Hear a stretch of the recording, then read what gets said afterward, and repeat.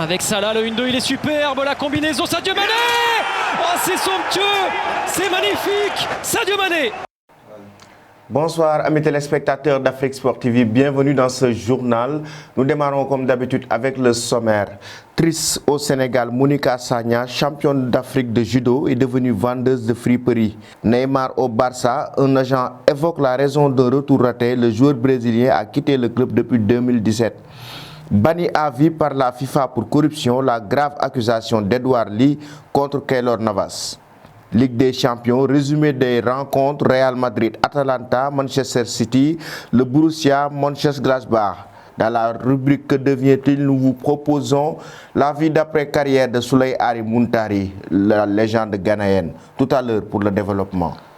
Nous démarrons ce journal avec le Sénégal, Monica Sagna, âgée de 29 ans, judo 4, enrichie avec des médailles par une carrière de judo 4 très riche. Âgée de 29 ans, elle mène une vie très étrange en dehors de son sport favori qui est le judo. Elle a été médaillée de bronze lors des championnats d'Afrique 2020 tout récemment avec le Sénégal qu'elle a représenté dignement, une image très triste qui est en train de circuler sur les réseaux sociaux. Regardons ce reportage d'Edouard Abetou.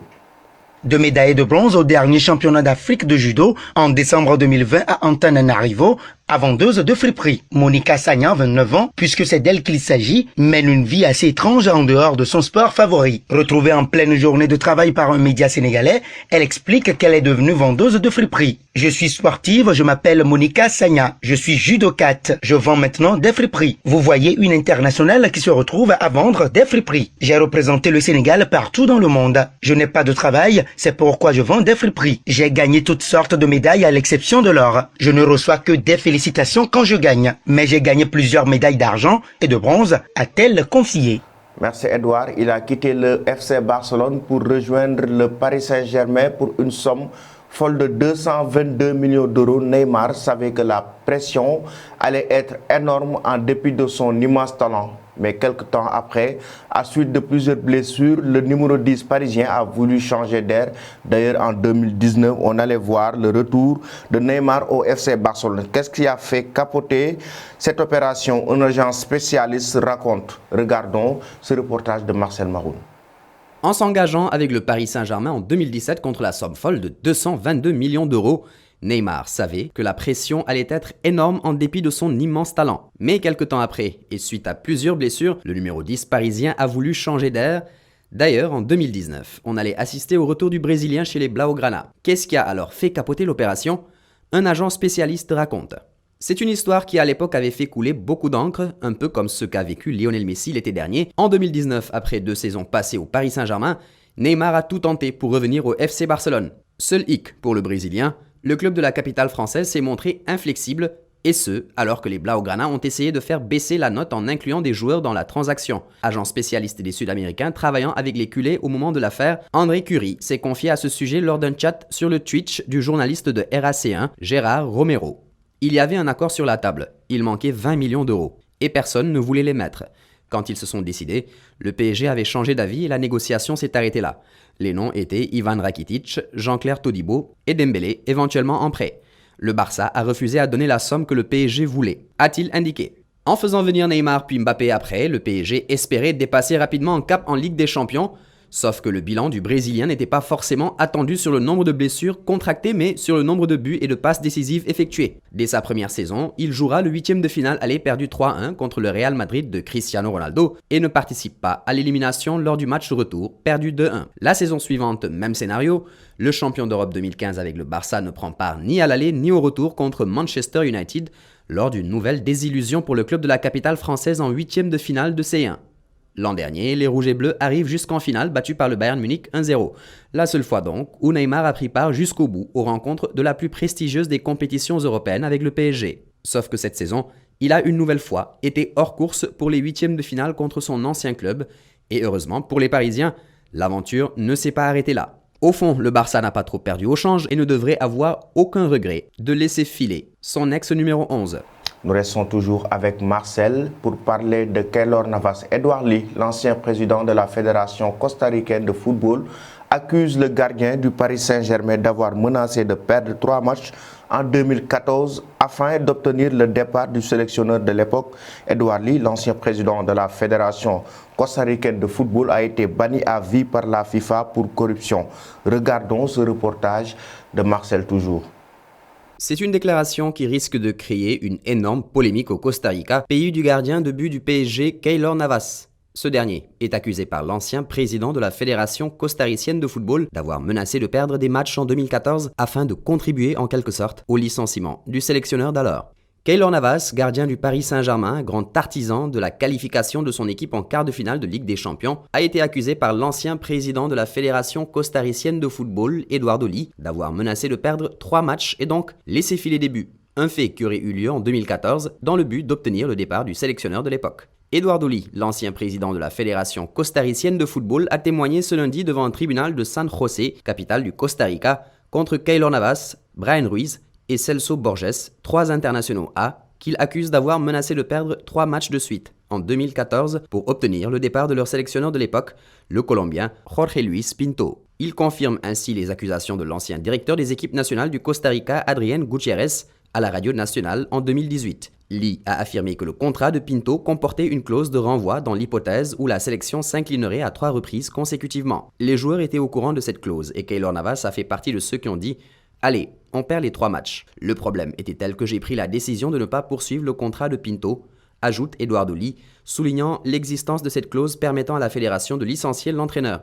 Jorge Luis Pinto a été remercié et a ensuite brièvement entraîné le Honduras et les Émirats arabes unis. Navas et ses 2 coéquipiers avaient condamné des déclarations fausses et inacceptables de la part de Gutiérrez avant de déposer plainte pour diffamation, d'où l'ouverture d'un procès en ce début d'année.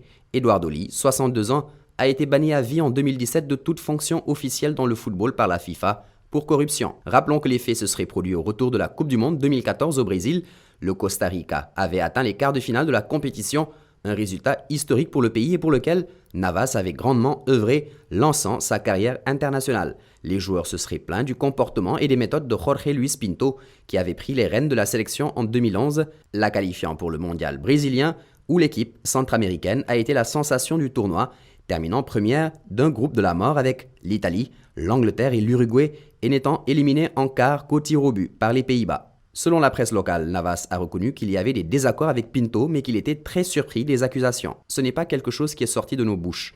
Et cela n'arrivera jamais, car nous sommes des footballeurs professionnels depuis de nombreuses années. Nous avons un honneur et un prestige à défendre. C'est défendu l'ancien portier du Real Madrid, cité par le journal Extra. En Ligue des Champions, le Real Madrid affrontait l'Atalanta et Manchester City le Borussia Mönchengladbach pour le compte des 8e de finale retour de la Ligue des Champions. Les 2 équipes avaient enregistré des victoires lors des matchs allés. Regardons les résumés de ces 2 rencontres.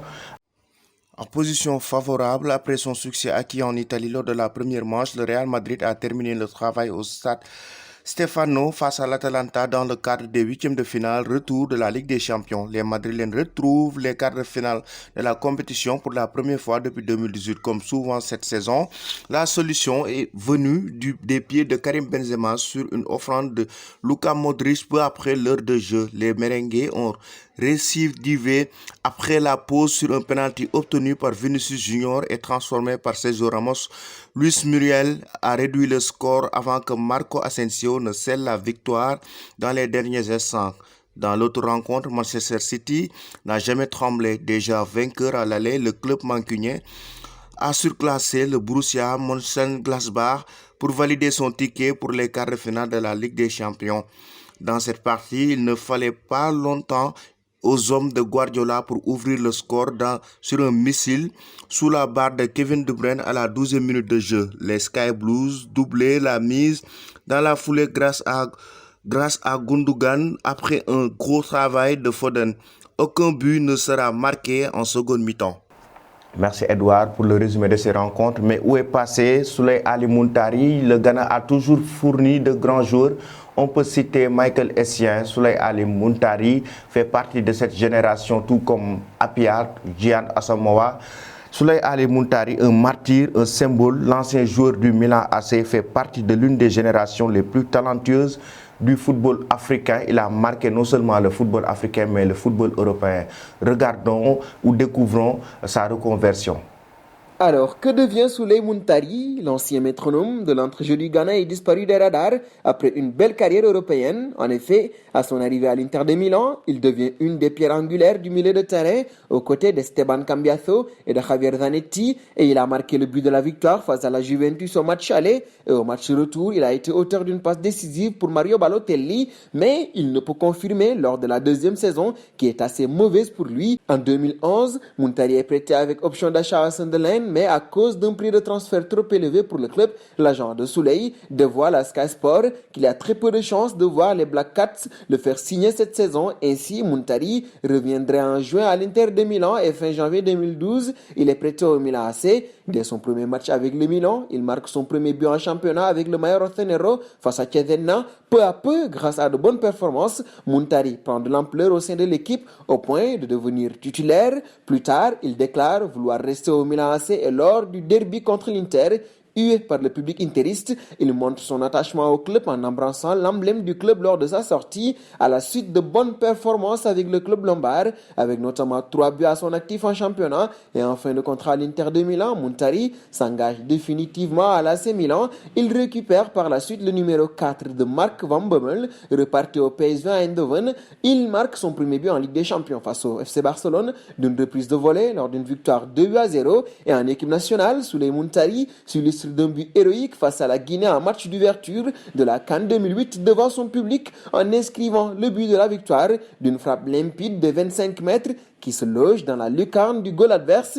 Il s'illustre également lors de la Coupe du Monde 2006 en Allemagne face à la République tchèque d'une magnifique frappe qui crucifie l'équipe européenne, et il est l'auteur du but du Ghana en quart de finale de la Coupe du Monde 2010. C'était face à l'Uruguay, mais qui ne s'avère pas décisif puisque l'équipe du Ghana s'était inclinée au tir au but. Il participe à la Coupe du Monde 2014 au Brésil avec le Ghana, mais l'équipe ne parvient pas à sortir de sa poule. Souley Muntari est impliqué dans une polémique violente face à l'entraîneur, impliquant également plusieurs joueurs comme Kevin Prince Boateng. Au 17 juin 2014, il compte 82 sélections en équipe nationale avec 22 buts inscrits. Muntari ne participe pas à la CAN 2015 qui a eu lieu au mois de janvier, alors qu'il n'est pas blessé et qu'il joue quand même avec son club. Libre de tout engagement depuis son départ d'Albacete en juin 2019, l'ancien milieu de terrain du Milan AC ne compte pas raccrocher les crampons. Il y a quelques semaines déjà, un agent sud-africain a fait savoir qu'il a été mandaté par Muntari pour lui trouver un club dans le championnat local. Plusieurs médias ont repris cette information. Ce ne sont pas des rumeurs puisque le joueur l'a également confirmé.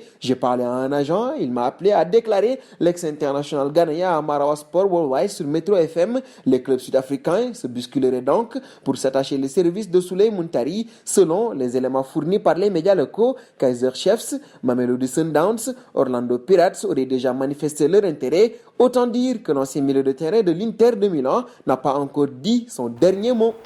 Merci Cheikh Mamoun pour ce reportage. Vous pouvez toujours proposer des vies d'après-carrière d'anciens joueurs en commentaire. Mais avant de vous quitter, j'aimerais vous poser une question. Selon vous, quelle est l'équipe qui remportera la Ligue des Champions cette saison?